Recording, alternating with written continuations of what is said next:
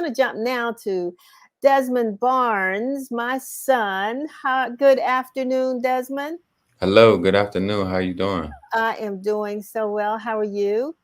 I'm doing very good, enjoying the show today and just watching and learning about coffee and things like that. Wonderful, wonderful. Now, I know, I don't know if you're jet lagged. I'm actually doing fine, I think. But we just spent 9 days in Benin, uh, West Africa, with the William O. Lockridge Foundation and some young ambassadors. And the Washington Informer will be writing about this story. I know you're producing a video about that experience, but we thought we'd take a couple minutes really to talk about this trip that we just took time on. So I'm going to ask you, first of all, let's just show people where this is, because a lot of people, you've talked to people, right, Desmond, who said, where is it, right? Yeah, definitely. A lot of my friends have known more about the city in Nigeria than the country.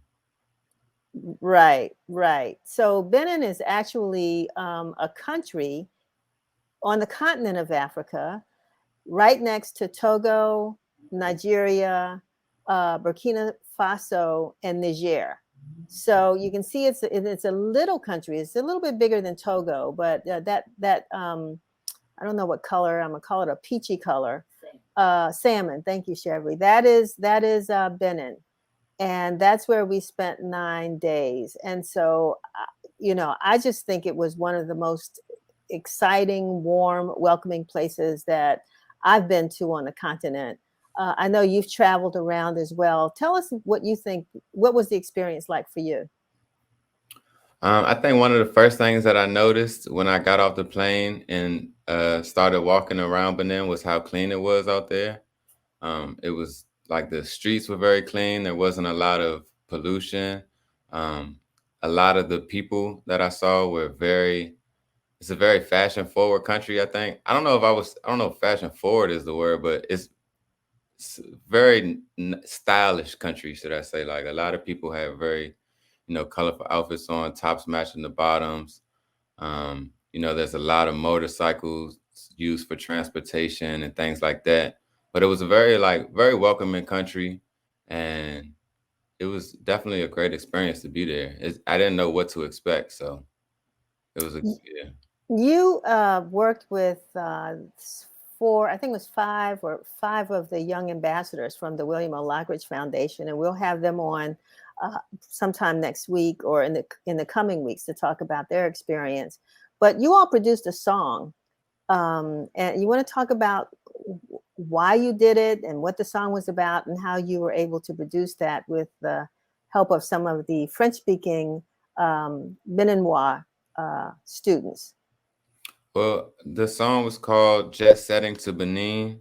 The reason that we did it is one, so that just some of the youth could see how much they are similar, how they can connect through music, and also so that they can see that a lot of opportunities through music outside of their local network, so that they can see more of the world and understand the world.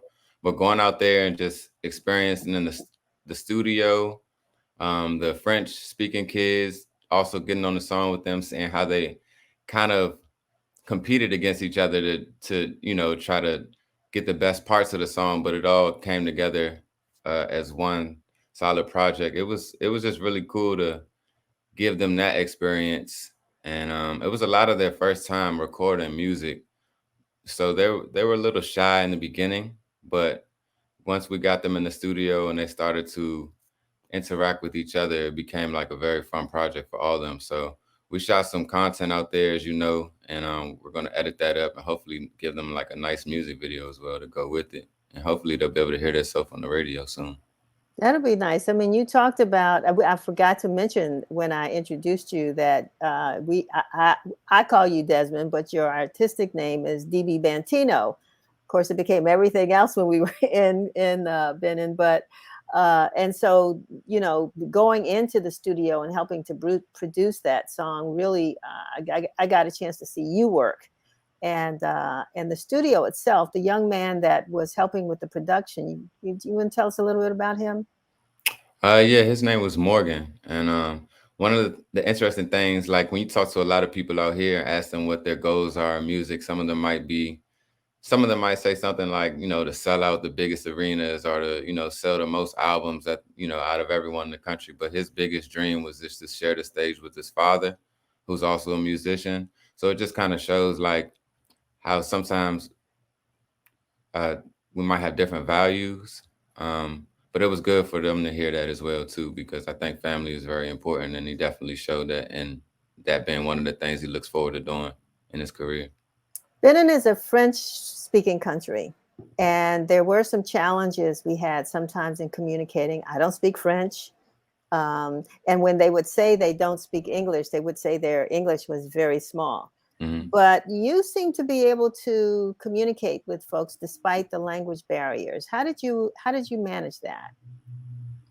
I think it's just like an energy that you're supposed to bring, and people can kind of feed off of that before you even say anything to somebody. Sometimes they can tell what type of energy you're bringing, and that's all I wanted to do was just look at people in a positive light, and I think that they kind of just reciprocated the same thing to myself. So that's other than that, I didn't know what a lot of people were saying to me, and I didn't know how to say certain things back to them. But just just giving them the respect that I think that everyone deserves kind of helped me to network with people out there. What do you think is going to be your most memorable experience from that trip? Because you really said you enjoyed it. I know I did. I totally enjoyed it. I would go back to Benin in a minute. Mhm. And I don't feel that way about every country that I visited, but this one I did. It just felt special. But what was most memorable to you? And Austin Cooper says your cool hat. I'm, I meant to post that picture, but go ahead.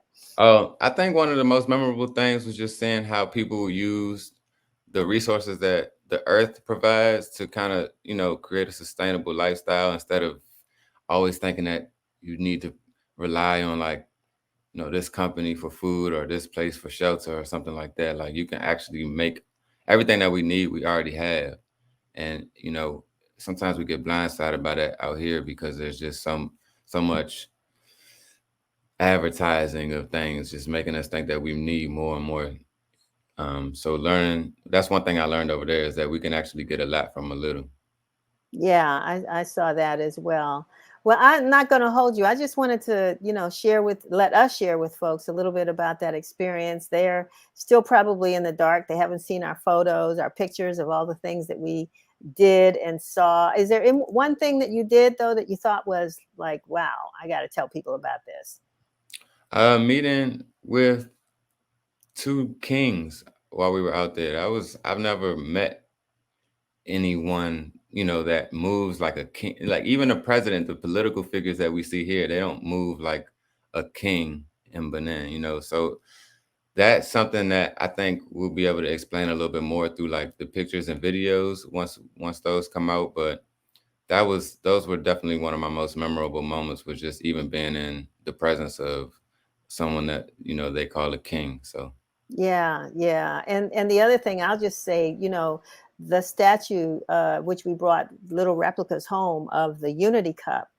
There's a story that, or question, I guess, is that if you have a bowl that has a lot of holes in it, how do you, and you want to pour a substance into it, like that great Sunday morning coffee, how do you keep it, from wasting, from pouring out through the hole? So the Unity Cup actually is a cup and you've got hands around it. And if everybody put their fingers in the hole, then there's something there for everyone. But everybody has to, to do that, has to cooperate with each other to close up those holes so that we don't lose, what, and I don't know if I'm telling the story right, but I just love that concept of unity. mhm.